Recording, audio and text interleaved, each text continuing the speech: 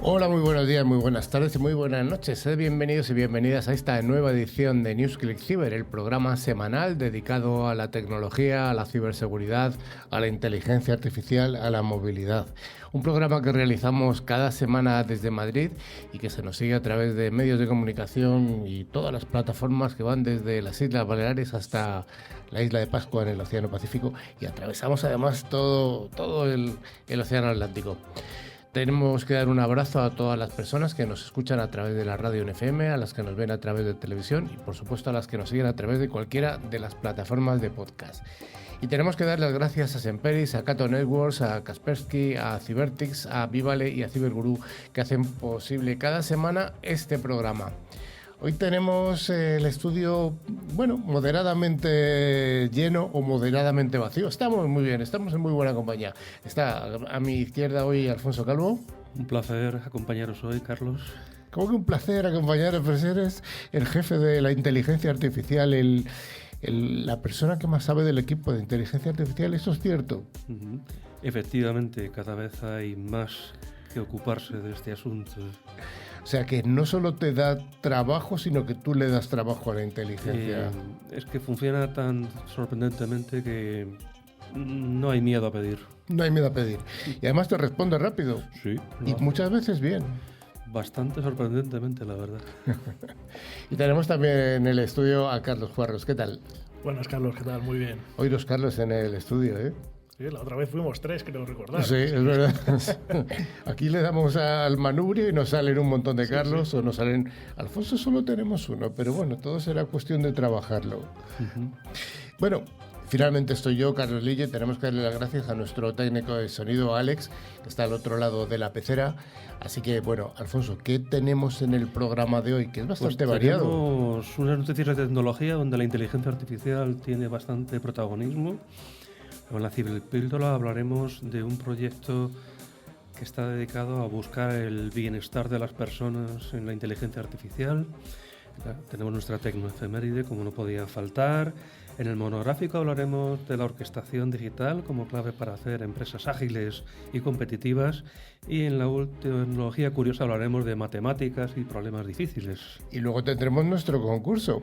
Sí, que no falte. Ajá. Así que vamos a recordar una vez más a toda la audiencia de que hay que estar atentos, porque la pregunta que haremos al final para poder acceder al concurso de licencias de antivirus de Kaspersky va a ser algo que hayamos contado.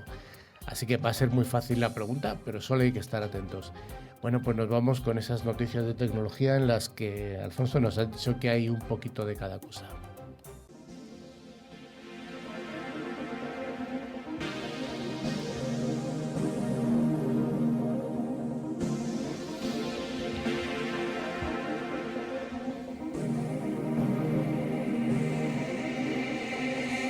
Arrancamos la sección de noticias de tecnología gracias a Cybertics, empresa especializada en la protección de pymes. De este modo, Cybertics ayuda a estas empresas medianas o pequeñas con medidas avanzadas de ciberseguridad.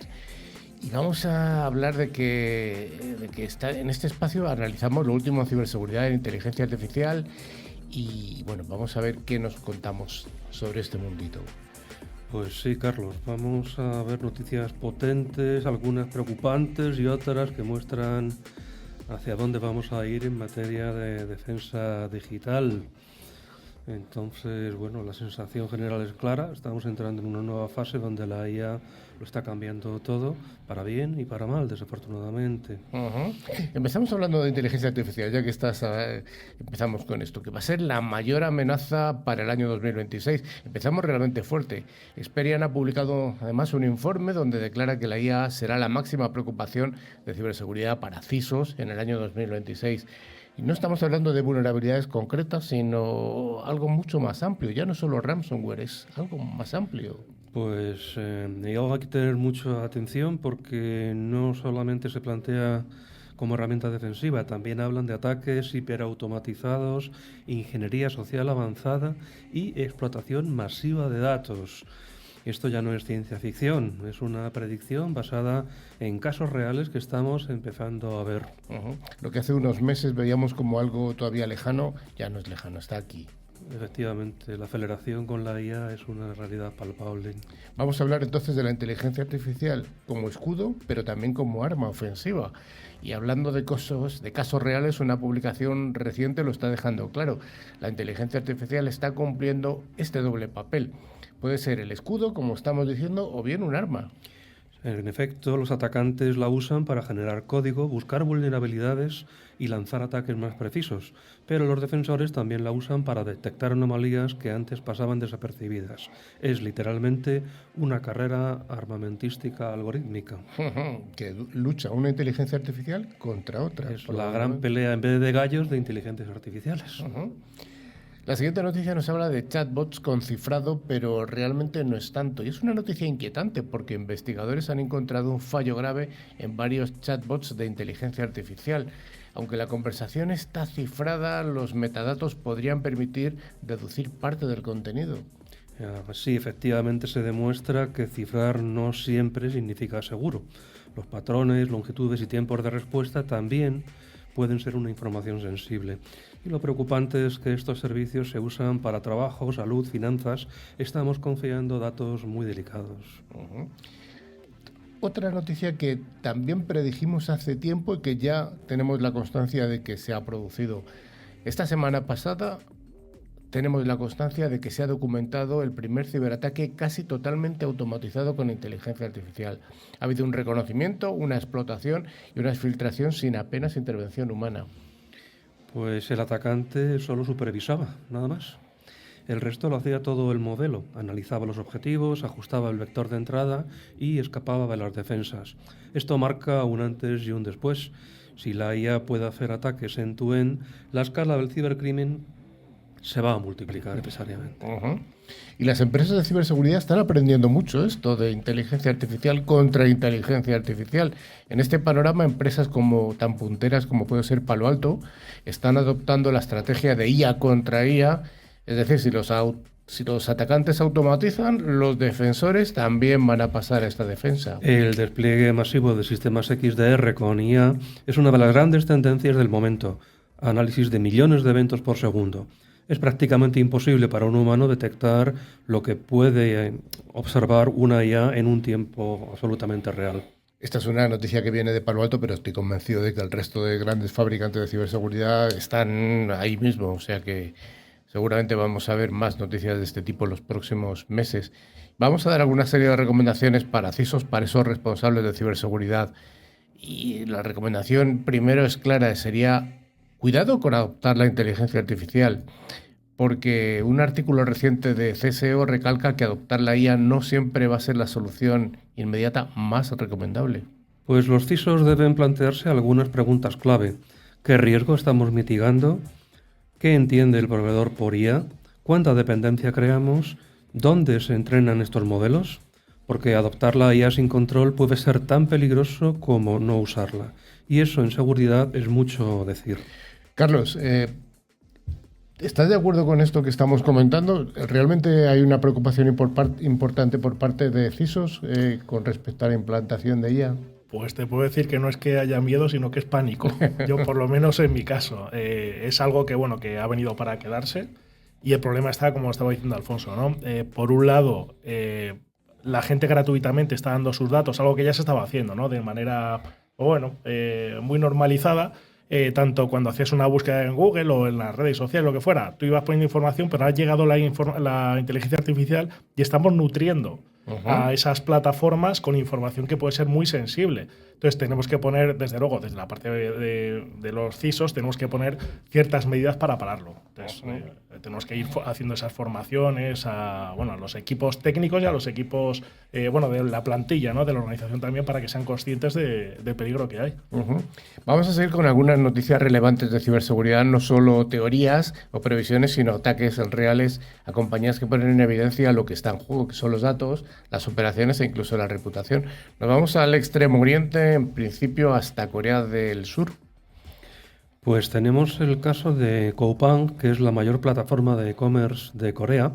Acaba de confirmar una brecha de seguridad masiva de 33,7 millones de cuentas de clientes que han quedado expuestas. Los datos filtrados incluyen nombres, correos electrónicos, direcciones, teléfonos y direcciones de envío. Por ahora no se ha confirmado que se hayan expuesto datos de pago o contraseñas. La filtración habría comenzado en junio de 2025, pero no fue detectada hasta noviembre. Las autoridades coreanas han iniciado una investigación. Se baraja que un ex trabajador con acceso privilegiado pudo ser el origen de la intrusión. Este incidente es especialmente grave, ya que afecta a casi 1 de cada 2 adultos del país coreano. Un fallo de gestión de accesos internos combinado con deficiencias en la detección temprana ha podido derivar en uno de los mayores escándalos de privacidad de los últimos años. Un aviso clarísimo para cualquier empresa que gestione datos personales a gran escala.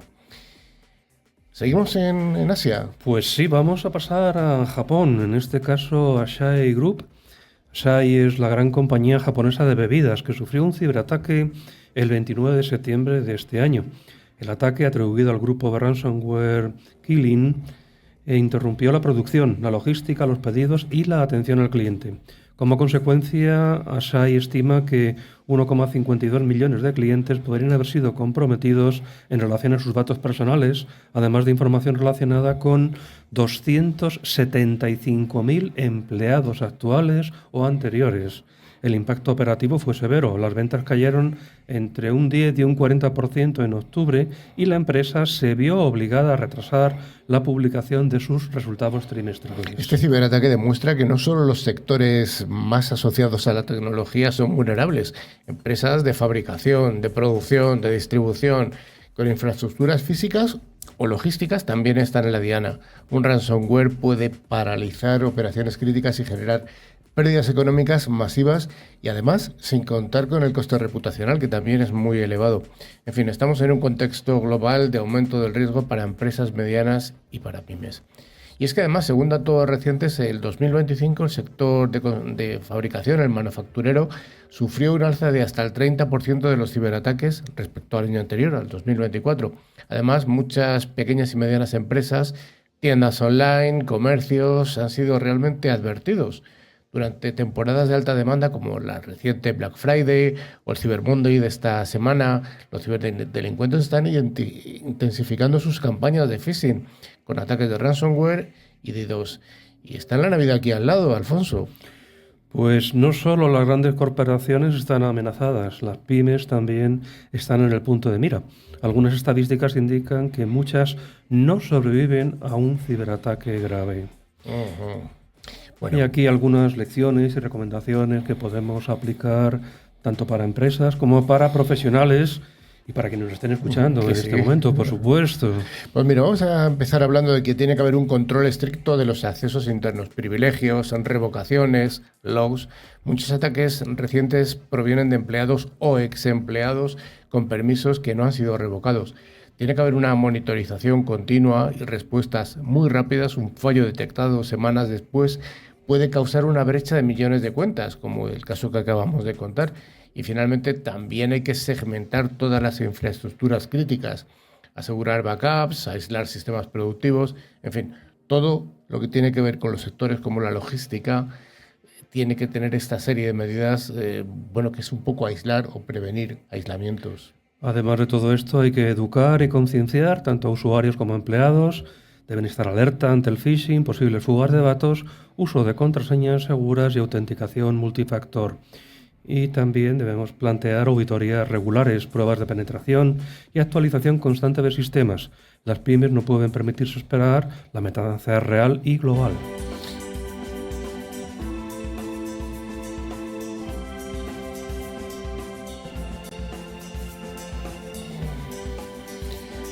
Cada semana nuestra ciberpíldora está patrocinada por Cato Networks, fabricante líder en soluciones SASE que aunan seguridad y también ciberseguridad en una misma plataforma cloud. En pocos años, Cato Networks se ha convertido en líder mundial en SASE con su red privada segura.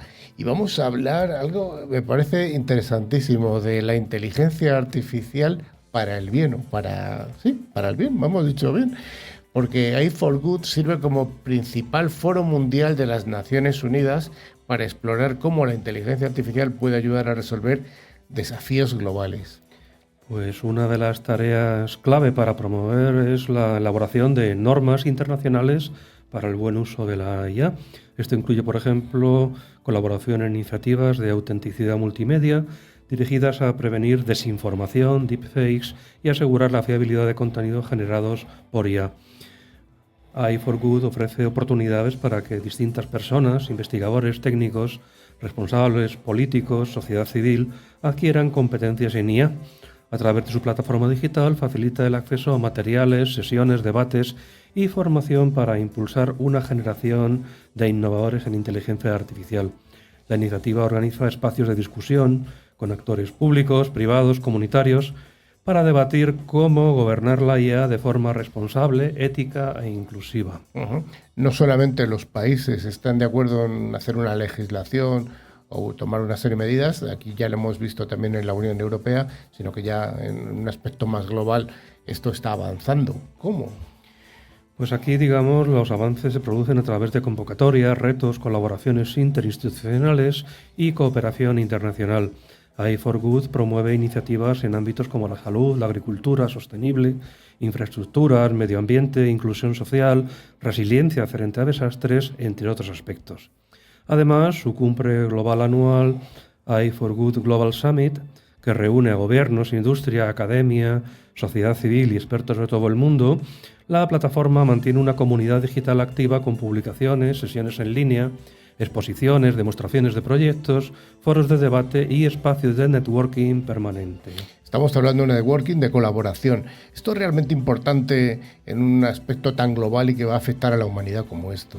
Efectivamente, dentro de su ámbito de acción, AI4Good colabora con organizaciones especializadas como la Organización Mundial de la Salud, la Organización de las Naciones Unidas para la Alimentación y la Agricultura, la FAO, y para aplicar la IA a retos concretos, mejorar el acceso sanitario, fortalecer sistemas agroalimentarios, responder a crisis alimentarias o diseñar soluciones robóticas para agricultura sostenible, entre otras cuestiones. Pues sí, tenemos unos desafíos en la humanidad, en el planeta Tierra, enormes, y vamos a intentar que la inteligencia artificial facilite algún puente, ¿no? Algún método para que sea más fácil alcanzar nuestros objetivos como colectivo.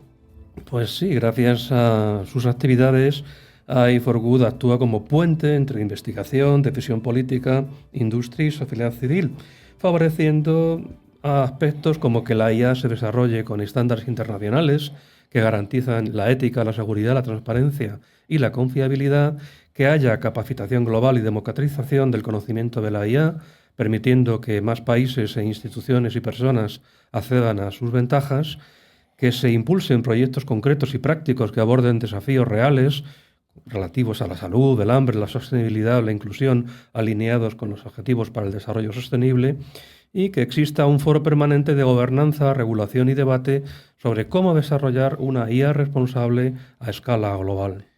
A mí solo me queda aquí apuntar que esto me parece muy interesante, que los gobiernos que son más potentes, estoy pensando en Estados Unidos, que se lo tome esto como algo que lo que hay que apoyarse y no me voy a salir de aquí, como ha ocurrido con iniciativas que tienen que ver con el medio ambiente, en el que Estados Unidos se ha dado la vuelta, o se ha puesto de perfil directamente, y es el mayor.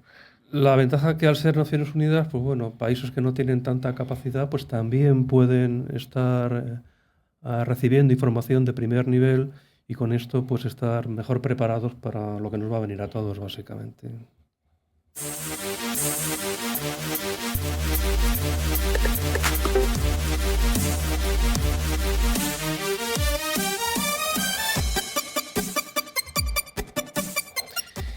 Vamos con estas tecnoefemérides que nos gustan tanto en el programa. Cada semana nos las trae Semperis, especialista en la protección y recuperación avanzada y automatizada del directorio activo y Entra ID en entornos híbridos.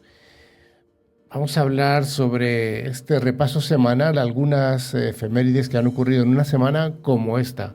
En concreto nos vamos a fijar entre el 4 y el 10 de diciembre, una semana sorprendente, rica en hitos, y bueno, son acontecimientos que han cambiado a la humanidad. Si quieres empezamos por alguno de ellos. Sí, pues vamos a comenzar. Tenemos un poco de todo: SMS, viajes al espacio, la llegada del AutoCAD e incluso el nacimiento de los premios Nobel. Venga, vamos a por ello. Empezamos con el 4 de diciembre del año 2001, que es cuando Microsoft nació Visual Studio .NET. Fue clave para modernizar el desarrollo de software, marcando el nacimiento del lenguaje C++ y la plataforma .NET, que aún es hoy un estándar en programación empresarial. Y también un 4 de diciembre, pero de 1996, se lanzaba el satélite SOHO de la Agencia Espacial Europea y la NASA, uno de los observatorios solares más influyentes de la historia. Gracias a SOHO seguimos los fenómenos que pueden afectar a satélites, GPS y redes eléctricas, tecnología y ciencia de la mano. El 5 de diciembre de 1901 nacía Werner Heisenberg, padre del principio de incertidumbre. Sus teorías hoy son la base de tecnologías emergentes como la criptografía cuántica, a la que ya le hemos dedicado más de un espacio en el programa y se lo volveremos a dedicar. La criptografía cuántica es algo que va a estar de moda y mucho más va a estar en los próximos tiempos. Pero es que también un 5 de diciembre, pero en este año, en este caso del año 2014, la NASA probaba la nave Orión mediante su primer vuelo, que supuso un salto enorme en un software espacial, telemetría avanzada, nuevos materiales de reentrada, en fin, un laboratorio que estaba en el espacio. ¿Y nos vamos al 6 de diciembre? Pues venga, vamos a ver el 6 de diciembre, porque en el 1992 de ese día se envió el primer SMS de la historia, el famoso Merry Christmas, que inauguró un nuevo modo de comunicarnos y que abrió la puerta a WhatsApp, Telegram y todo lo que ha venido después. Vamos a fijarnos un poquito en esto. SMS era una tecnología que fue desarrollada en Europa. Todo en la tecnología móvil moderna viene derivada de un desarrollo europeo, que fue el GSM primero, y bueno, todas las diferentes generaciones que ha habido hasta ahora, pero bueno, hoy nos fijamos en el SMS, desarrollo europeo. Así que hay que sacar un poco de pecho, ¿no? Todo es americano. Sí, de vez en cuando también tenemos ideas brillantes. Lo más curioso es que el canal SMS no estaba previsto para ser un canal de comunicación masivo, sino que era un canal de control para que los técnicos pudieran comunicarse en caso de avería en el sistema de telefonía móvil, pero alguien con una idea feliz pues buscó otro uso y transformó por completo la forma en la que nos hemos comunicado en el siglo XX. Realmente. Luego llegó WhatsApp, pero siguen funcionando los SMS con un uso empresarial de importante. Hecho, Seguridad Social y organismos de ese estilo pues siguen basándose en el SMS y las personas muy mayores lo conocen pues porque por ahí les llegan las citas médicas, fundamentalmente. Por ejemplo. Podemos retroceder un poco más, ¿no? Al 6 de diciembre de 1877, que es cuando Thomas Edison realizó la primera demostración del fonógrafo, que es la primera máquina capaz de grabar y reproducir sonido, y sin ese invento nada de la música digital, de podcast, ni radio, tal y como la conocemos, existiría. 7 de diciembre. Pues el 7 de diciembre de 1972 despegaba el Apolo 17, la última misión tripulada a la Luna. A bordo llevaban algunos de los primeros sistemas portátiles de navegación digital, auténticos precursores de los ordenadores de campo actuales. Hace más de 50 años que pisó el hombre en la Luna. Vamos a ver cuánto vamos a tardar en volver a la Luna, porque la cosa está complicándose realmente, ¿no? Las misiones. Y también un 7 de diciembre, pero de 1999, aparecía iCap, que fue el navegador alternativo para los dispositivos Mac, que se adelantó con funciones como filtros de contenido y la gestión avanzada de la privacidad. Realmente fue un pionero en esto de la privacidad en entornos domésticos. Efectivamente. Y ya que estamos en el mismo día, recordamos que el 7 de diciembre de 1906 nació Leo James Rainwater, físico nuclear galardonado con el Nobel por sus investigaciones sobre la estructura del núcleo atómico, que es clave para la física moderna actual. El 8 de diciembre, que además de ser la Inmaculada, tiene también una tecnoefeméride, ya que el 8 de diciembre del año 1980 Autodesk lanzó el AutoCAD 1.0, el comienzo de la revolución del diseño asistido por ordenador. Arquitectura, ingeniería, automoción, todos cambiaron para siempre con este paso del lápiz al CAD. Y vamos a pasar al 10 de diciembre de 1945, que se fundó la UNESCO, organización crucial para la alfabetización científica, la educación tecnológica y, más recientemente, para los estándares éticos de inteligencia artificial, como hemos comentado. Y cerramos esta sección de tecnoefemérides con un acontecimiento realmente monumental. El 10 de diciembre del año 1901 se entregaron por primera vez los premios Nobel, que desde entonces marcan los hitos más brillantes del progreso científico, tecnológico y también de las artes. Así que, como hemos visto, hemos tenido una semana intensa de innovación, descubrimientos y avances que siguen influyendo hasta nuestros días.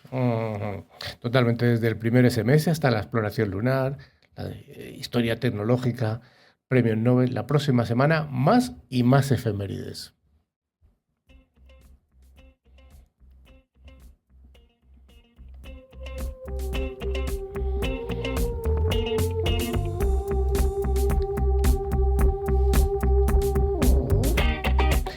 Una vez más os ofrecemos nuestro monográfico semanal de la mano de Cyberguru, fabricante europeo que se focaliza en la protección del eslabón más débil de cualquier infraestructura de ciberseguridad. La concienciación de los recursos humanos es el objetivo que cubre Cyberguru con su amplio abanico de soluciones. Y hoy tenemos el monográfico que hemos preparado junto con Carlos Juarros para hablar ¿de qué? Hemos dicho, era algo apasionante. Pues hoy vamos a hablar de una cosa alucinante que, bueno, que ya todo el mundo puede empezar a utilizar y que es utilizar la orquestación para hacer lo que son las organizaciones de las empresas muchísimo más ágiles y competitivas. Y además desde el principio, ¿no? Sí, desde el principio. Puedo contar, bueno, por experiencia propia, ¿no? Cuando montas una empresa, el problema que tienes es que no tienes recursos y, lógicamente, lo que necesitas es pues, evolucionar y ser un poco pues, más rápido en todo aquello que haces. Y si no eres más rápido, por lo menos que seas mucho más productivo. Entonces, hay una serie de tecnologías que están apareciendo, que, bueno, Alfonso estaba comentando una de las pioneras, la que más se habla hoy en día, la gran inteligencia artificial, ¿no? Pero hay otras por detrás que pueden complementar y hacer un uso adicional de la inteligencia artificial con otras.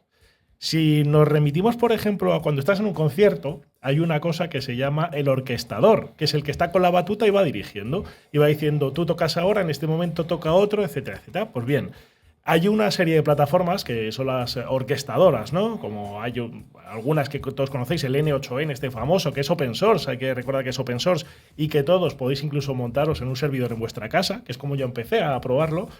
Y lo bueno es que no solo que lo montes en un PC, mismamente un portátil, sino que ya lo puedes montar en un servidor web de manera gratuita, porque repito que es open source, o incluso esta propia plataforma pues te permite utilizar sus servicios, ¿vale? Sus servidores con un pequeño coste y tal. Pero bueno, vamos a lo que queríamos comentar. Pero tiene un impacto importante esto, tan relevante, la orquestación. Sí, porque, a ver, la orquestación quiere decir que todo lo que tú tienes lo puedes hacer. Vamos a hablar primero de lo que son las tareas, ¿vale? Venga, una vamos. tarea, vamos a ir por orden. Primero, venga. ¿Qué es una tarea? Una tarea es un trabajo que tienes que hacer, ¿vale? Una pequeña tareita es, oye, toca hacer X, ¿no? Y tengo que conseguir esa tareita. Y otra persona puede hacer otra pequeña tarea. Imagínate que ahora tú eso, que al final tienes un proceso que es, tienes un inicio, tienes que salir en un fin con unos resultados, es el proceso que está hecho por tareas, ¿vale? Todos esos procesos tiene que haber un orquestador que, digamos, vaya poniendo ese control, ¿no? Todos conocemos los flujos, los diagramas de flujos, donde dices, oye, quiero empezar por esta entrada y luego hay una serie de condiciones donde yo voy a decir, oye, en este momento podrás hacer esto y en función de los valores que tenga de entrada, pues voy a ver cómo actúo, ¿no? Vamos a poner ciertos ejemplos. Por ejemplo, imaginaos que pues es una empresa que utiliza IoT. ¿Vale? ¿Qué se puede hacer con IoT? El mundo industrial, Internet de las cosas. Internet de las cosas, ¿vale? Incluso OT, estamos hablando. Se pueden hacer flujos donde una cosa que inicialmente pues, lanza una serie, pues con sus sensores, te lanzan una serie de resultados, pues imagínate que tú puedes actuar de manera automática con esos resultados. Pero ya no automática como se suele hacer, sino que lo haces de manera inteligente, ¿vale? Ponemos otro ejemplo. Imagínate que por lo que sea eres pues un desarrollador y tú lo que quieres es pues que te vaya controlando qué está haciendo ese flujo desde que tú empiezas a desarrollar hasta que haces esa salida, ¿vale? Pues que te vaya controlando entre medias, ¿no? Ya los desarrolladores lo están utilizando de manera nativa. Pero imagínate que yo, en función de cómo voy creando la base de datos y en función de una serie de entradas que tengo por detrás, puedo hacer más cosas. Y te dejo con el suspense por lo siguiente. Nos vamos a los de marketing, ¿vale? Esta gente de marketing que utiliza herramientas para pues lanzar, por ejemplo, artículos, ¿no? Entonces, vamos a ponernos con un orquestador que lo que hace es que te automatiza todo eso y te quita no que te quite el trabajo, porque tú, el que piensa eres tú, ¿vale? Pero sí que toda esa tarea manual te la evita para hacerlo sin fallos. Que esto es lo más importante que tiene. Te lo hace Evitas la tarea manual para hacerla automática y sin fallos. Para eso están los orquestadores. En este caso, este tipo de plataformas. Y te pongo un ejemplo. Imagínate que tú dices, oye, quiero hacer el año que viene, aquí en Click Radio, una serie de post, ¿vale? Digamos, en tu web, artículos, donde yo le automatizo que aleatoriamente, utilizando inteligencia artificial, le diga que me genere todos los artículos que tengo que generar durante todo el año. Y este orquestador, mediante lo que se llaman crons, que son automatizadores diarios, va leyendo cada una de esas líneas de lo que se generó en su día, te lo pasa, ese concepto que haya generado, te lo pasa a la inteligencia artificial, te lo procesa, te prepara el artículo lo pasa a otro procesador que te hace una imagen y automáticamente dices que te lo suba en el día que toque, tanto el artículo como la imagen, a tu blog. Bien. Bueno, me has convencido, pero aquí, por lo que estás contando, tiene que haber un montón de integraciones con un montón de herramientas. Esto también es algo a tener en cuenta, ¿no? Sí, pero lo bueno es que está diseñado precisamente para ayudarnos con eso. Ya hemos hablado del impacto que tiene todo esto, ¿no? O sea, vemos que es bestial. Ahora, ¿cómo funciona? Pues bien, todo esto funciona mediante lo que se llaman nodos, ¿vale? Cada uno de esos nodos, como decíamos antes, es un flujo que va pasando por cada uno de los nodos y cada uno de ellos está programado para hacer una tarea que decíamos, ¿vale? En ese proceso. Bien, hay varios tipos de nodo. Los primeros que tenemos son para integrarnos con APIs que tengamos en propias plataformas. Entonces, lo que se hace es que imagínate que queremos hacer un primer inicio de manera manual o bien programado. Y lo que hacemos es que si yo tengo una plataforma donde ya tengo desarrollado un API, le digo que acceda a esa API y me hago una recepción de los datos que yo necesite. Recuerda que las APIs funcionan con unos GET, unos POST, ¿vale? Y recibo esos datos. Bien, pues esto para APIs. Pero también tenemos otra cosa que se llama los webhooks, que alguna vez lo habréis oído, ¿no? Esto que te permite recibir datos también en tiempo real, o sea, y casi sin latencia. Esto es bestial. Si tú tienes, por ejemplo, pasarelas de pago en una plataforma, tú puedes hacer que cuando se reciba, digamos, ese ACK, ¿no? Esa notificación de que tienes el pago, que te haga algún tipo de actividad. Por ejemplo, hablemos de mandar un correo electrónico a por los de marketing o los de asesoría jurídica o quien fuera, ¿no? Dependiendo digamos, de lo que está ocurriendo, los webhooks te evitan esas latencias, que es lo bueno que tiene. Luego, por otro lado, tenéis otras serie de plataformas populares, ¿no? Hay muchas, por ejemplo, CRMs, que ya puedes ir accediendo a ellas. De hecho, pongo el ejemplo, ¿no? De esta plataforma N8N, que es archiconocida ya tiene definidos un montón de ellas. No sé si tiene 1000 y pico. Entonces, una de ellas, por ejemplo, imagínate que tienes una plataforma X donde tú el nodo ya lo tienes programado y te dice qué hacer, si enviar, si recibir, si procesar, como fuera. Pongo un ejemplo. Google. ¿Vale? Tienes nodos de Gmail donde tú le dices que cuando se reciba un correo electrónico X, procese y me haga otra cosa. ¿Vale? Hablamos ya de nodos bastante específicos de fabricantes que ya los están inyectando porque ven que esto al final hace un engagement, ¿no? Engancha al que lo utiliza.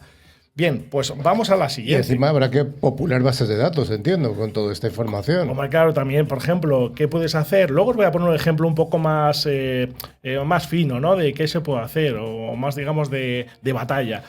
Bases de datos. Tú puedes utilizar también nodos que hay de base de datos para engancharte a ellas y recibir esos datos que se procesarán de X manera, esa información en función de lo que tú recibas. Hablamos de lo que decíamos, desde el principio hasta el final estamos hablando de datos, de información que va y viene, y la tratamos como nosotros queramos, ¿vale? Y por otro lado también, pues incluso integrarte con archivos o sistemas de almacenamiento. Lo mismo, si tienes, por ejemplo, un Google Drive o algo Azure o lo que fuera, ya puedes conectar contra ellos. Bueno, estamos viendo que tienes una serie de nodos de fabricantes, ya se empieza a poner esto emocionante, ¿no? Y le empieza a dar contexto, pero luego tienes otros muy interesantes que son los de lógica. O sea, tú ya, por un lado, controlas la información que entra y que sale, pero ¿cómo la derivo? ¿Qué hago con eso? De alguna manera condicional, ¿no? Pues hay unos nodos que le puedes obligar a que haga un set de información o qué ocurre si, los if de toda la vida, ¿vale? Entonces tú ya con eso puedes hacer que el flujo se dirija hacia un sitio o hacia otro, en función, por ejemplo, de los resultados que estás recibiendo, ¿vale? Pero es que yo entiendo que seguro que a Alfonso se le está ocurriendo aquí la pregunta mágica de si toda esta orquestación se puede facilitar con inteligencia artificial. Pues posiblemente, pero tenía antes otra pregunta y es, esto suena muy complicado. ¿Una pequeña empresa también puede incorporarse a este sistema de orquestación? Pues mira, no solo una pequeña empresa, sino freelancers ya lo pueden empezar a utilizar y montarse su propia empresa. O sea, un autónomo, me estás diciendo. Un autónomo, exactamente. ¿Por qué? Porque si tú, por ejemplo, necesitas que alguien te esté haciendo la parte de back office, la parte que está por detrás a nivel administrativo, con un sistema de estos, de automatización, puede estar recibiendo tus correos, leer lo que ocurre en tu correo, en función de lo que está llegando en tu correo, esa información la procesas con un nodo de inteligencia artificial, puedes ver incluso el sentimiento, porque esto lo puedes programar en la inteligencia artificial, ver qué sentimiento tiene ese correo, de ahí te puede enviar o incluir algo en tu base de datos o lanzarte incluso un mensaje a Telegram, porque hay nodos también para incluso enviarte por WhatsApp, incluso por Telegram. O sea, ¿del sentimiento a qué te referías en ese correo? Cuando hablamos de sentimiento, imagínate una review. ¿Vale? Las reviews típicas de que te ponen 3 estrellitas y hay una queja, ¿no? Una queja de que has estado en un hotel y no te han atendido bien. Sí. Por ejemplo, o un correo electrónico que te llega vía pues los formularios de contacto también, ¿no? Te puede llegar el correo electrónico, puedes procesarlo para saber en función de la temperatura que se llama, ¿no? Tú le puedes calcular la temperatura que tiene ese mensaje y decir, oye, esto es positivo, negativo o neutro. Y es más, si es negativo, quiero que me digas por qué. Es decir, si yo tengo una plataforma donde pues a lo mejor la plataforma ha funcionado mal o el servicio dentro de una persona ha funcionado mal, ¿por qué no voy a dirigir eso en función de dónde venga a la gente de tecnología o a lo mejor a la gente de administración o a la gente comercial? Ahí ya puedes jugar con eso y derivar con flujos. Pero a ese autónomo o pequeña empresa le va a salir muy caro utilizar una orquestación como esta. No sale nada caro, ya os digo que es open source. Lo único, hombre, si luego le vas inyectando tecnología que tiene coste, pues lógicamente tiene su coste, pero hay ahora mismo bastantes servicios gratuitos que, bueno, que tienen unos mínimos, ¿no? Por ejemplo, hasta 10 licencias gratuitas y luego si subes tiene coste. Entonces sí que lo puedes utilizar. O sea que realmente, digamos, la barrera de entrada es pequeña, incluso para una empresa diminuta, digamos. Sí, ¿no? Y te digo más, lo complicado que puede llegar a ser hacer la programación, ¿no? Porque hay una serie de JSONs y tal que tienes que controlar, ¿no? Que esto parece lo difícil. Tienes la inteligencia artificial donde tú lo puedes programar y decirle, oye, quiero que haga esto, dime qué pongo. Copias, pegas en ese nodo y automáticamente lo genera. Bueno, pues hasta aquí esta introducción en la orquestación, no solamente para grandes empresas, para medianas empresas e incluso para autónomos. Ha sido, yo creo que más que instructivo lo que nos ha venido a contar nuestro colega Carlos.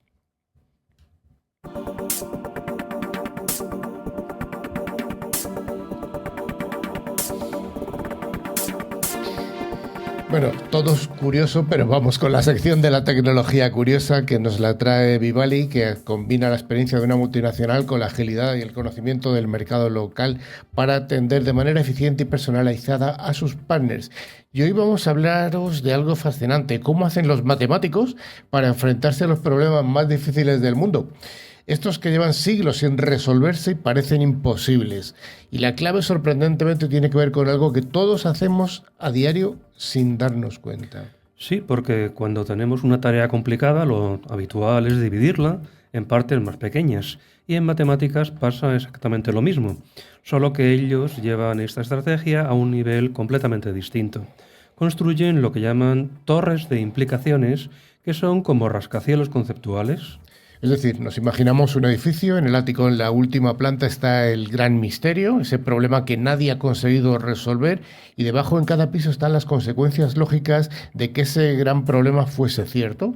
Si el de arriba es verdad, entonces el de abajo también debe serlo, y así, piso por piso.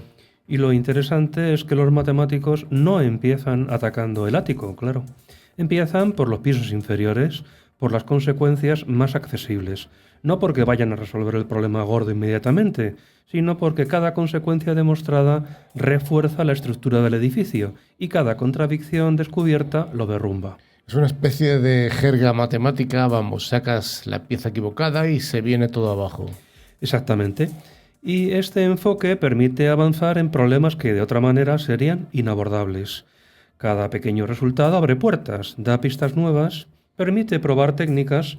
Es un camino largo y paciente. Bueno, vamos a contar esto con un ejemplo. Y esto viene a cuento de uno de los grandes hitos matemáticos del año 2025, este año que estamos acabando. Hay un artículo que cuenta la resolución de la conjetura de Kakeya, en 3 dimensiones. Es uno de esos grandes problemas que parecía simple, pero que llevaba más de un siglo sin resolverse. Y la idea en sí es casi un juego.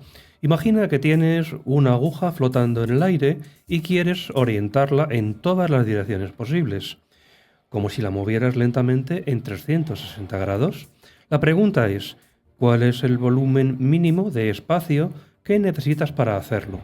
Bueno, parece un acertijo de una revista para niños, una cosa muy tonta, pero ojo, esto ha traído de cabeza a generaciones de matemáticos. Pues 2 investigadores, Joshua Zhai y Hong Wang, consiguieron demostrar cuál es ese volumen mínimo y no solo resolvieron el rompecabezas, sino que reforzaron todo un nivel de la torre matemática enorme. Porque la conjetura de Kakeya está en la base de otras 3 grandes conjeturas que tienen que ver con el estudio de las ondas, funciones que suben y bajan, cómo se comportan en distintos espacios. Es decir, resolver Kakeya permite atacar problemas mucho más altos de esta torre, de ese edificio que estábamos visualizando antes. Y esto es una de las bellezas de la matemática moderna. Todo está interconectado. Demuestras algo aparentemente pequeño, pero las implicaciones ascienden por todos los niveles del edificio. Si te parece, Alfonso, vamos a hablar de la reina de todas las conjeturas matemáticas. Estamos hablando nos ponemos todos de pie para hablar de la hipótesis de Riemann. Y hablando de estas plantas altas, en muchas torres matemáticas, la última planta, como decíamos, ese hotel imposible, la ocupa la mítica hipótesis de Riemann. Todo un clásico, el Everest de las matemáticas. Un problema sobre el que se distribuyen los números primos en la recta numérica, formulado en el siglo XIX y todavía sin resolver. Hace algunos programas dedicamos un espacio importante a la importancia que tienen, valga la redundancia, los números primos, que son la base de todo, y cuando digo de todo es de todas las telecomunicaciones, de toda la informática, de toda la privacidad, absolutamente los números primos están en todo. Bueno, pues vamos a hablar de este Everest de las matemáticas, porque es que se dice que quien demuestre ganará fama eterna y además $1 millón, que no es poco. Pues no es para menos. Si la hipótesis de Riemann fuera cierta, implicaría de golpe decenas de conjeturas distribuidas por distintas áreas. Es como el interruptor general de un edificio. Lo activas y se iluminan todas las habitaciones. Pero desgraciadamente estamos lejos de resolver esta hipótesis, porque sorprendentemente la física ha dado un paso muy curioso. Sí, porque desde hace años hay una idea increíble. Si existiera un cierto tipo de sistema cuántico exótico, ese sistema implicaría automáticamente que la hipótesis de Riemann es verdadera. Es decir, la física podría demostrar un problema puramente matemático. En fin, es un puente entre los dos mundos, el puente de la física y el puente de las matemáticas que nadie esperaba. En 2017 se avanzó bastante en identificar cómo debería ser ese sistema cuántico, pero no se ha encontrado aún. Es como estar buscando un animal que no sabes si existe, pero que si lo encuentras, resuelve un misterio de hace 150 años. En fin, las infinitudes rebeldes de Hugh Gaudin. Ya que estamos en las alturas, como estábamos diciendo de este edificio que nos hemos imaginado, vamos al ático más abstracto de todo. Y estamos hablando de Hugh Gaudin, que fue un matemático que sueña con organizar las infinitudes del universo. Pues desde los años 1870 sabemos que no existe un único infinito.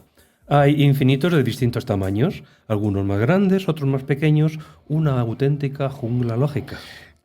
La verdad es que las personas que no se han enfrentado a las matemáticas, bueno, no voy a decir avanzadas, sino medias, sabemos que hay distintos infinitos. No es lo mismo infinito que infinito al cuadrado. Entonces, pues eso es muy curioso. Y sin embargo, infinito o 2 veces infinito es lo mismo. O sea, hay una serie de curiosidades. Y para poner orden en esta jungla, los matemáticos añaden axiomas a los 9 axiomas básicos de la matemática moderna, los llamados ZFC, que cada nuevo axioma define un tipo de infinito. Y el objetivo es demostrar que estos nuevos infinitos son compatibles con el sistema clásico. En este caso, Budin piensa que todos esos infinitos forman una torre ordenada. Si uno es compatible con ZFC, entonces todo lo que están por debajo también lo son. Una jerarquía clara y limpia. Bueno, pero aquí viene un giro del guión, ¿no? Sí, porque este año algunos de sus antiguos estudiantes, que conocen muy bien su trabajo, han encontrado indicios de que existen infinitos nuevos que están fuera de esa torre, como habitaciones secretas dentro del edificio. Son los infinitos rebeldes. Exacto. Y si logran demostrar que esos nuevos infinitos son consistentes, algo aún por confirmar implicaría que la estructura que creíamos ordenada quizás no lo sea tanto. Sería como descubrir una ala entera del edificio que nadie había visto. Eso podría cambiar la manera en que entendemos los fundamentos lógicos de todas las matemáticas. No estamos hablando de un problemita, estamos hablando del suelo sobre el que se sostiene absolutamente todo. Así es, como veis, esta idea de torres matemáticas no es solo una metáfora bonita, es una forma real, estructurada y largamente probada de avanzar hacia lo desconocido. Cada conjetura demostrada refuerza los cimientos, cada contraejemplo derrumba pisos enteros y cada nuevo descubrimiento está reconfigurando el paisaje. Lo que demuestra que las matemáticas, lejos de ser estáticas, son un mundo en plena evolución, con giros inesperados, nuevas rutas y misterios que siguen ahí, desafiándonos. Al final todo se reduce a eso, dividir un problema enorme en pequeñas piezas, construir paso a paso hasta la cima. Y como decía Carlos antes, orquestar. Todo esto siempre orquestado.